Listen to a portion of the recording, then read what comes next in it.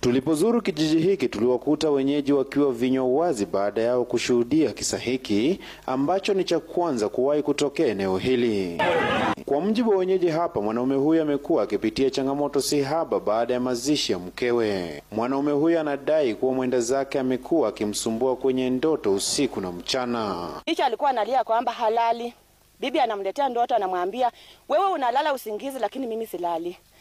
Ndio wao wameniacha sijalala vizuri, hawakunilalisha vizuri. Sasa alikuwa tu na mosi la halali.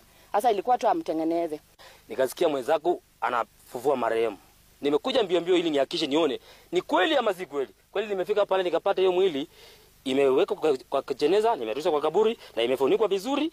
Hata ndio maana nione picha kisi yapate picha yake. Kufuatia hilo, mwanaume huyo aliufukua mwili wa mkewe kwa jina Nancy Namalo kutoka kaburini na kisha kuosha mwili huo na baadaye kuupaka mafuta, kumvisha nguo, kisha kumwongelesha na baadaye kumrejesha kaburini kwa maziko. Hasa wakati alikuwa anafukua, akatoa neti, akafungua sanduku, akapata dawa kwa mkono mwingine kwa kichwa hapa. Kapanguza maji, kamuongelesha kama bibi yake, akamwambia nakupenda na siwezi kukuacha uteseke. Nimekujihami, mimi ni bwana yako na nimesema nikutengeneze. Ameosha mwanamke wake, akaenda kwa nyumba, akachukua mafuta, akampaka, akapangusa sanduku mzuri, akaanza kumfaa, akampaka paka mitomo. Kiplimo anadai mkewe alizikwa na mazingaumbwe ambayo yamekuwa yakimkosesha amani na hivyo alilazimika kufanya hivyo ili kuondoa dawa anazodai zilikuwa zimezikwa pamoja na mwenda zake kwenye jeneza. Inasemekana ya kwamba baada ya yeye kuchupua mwili wa marehemu, kutoa nje ya kufukua, kumtoa ndani ya jeneza.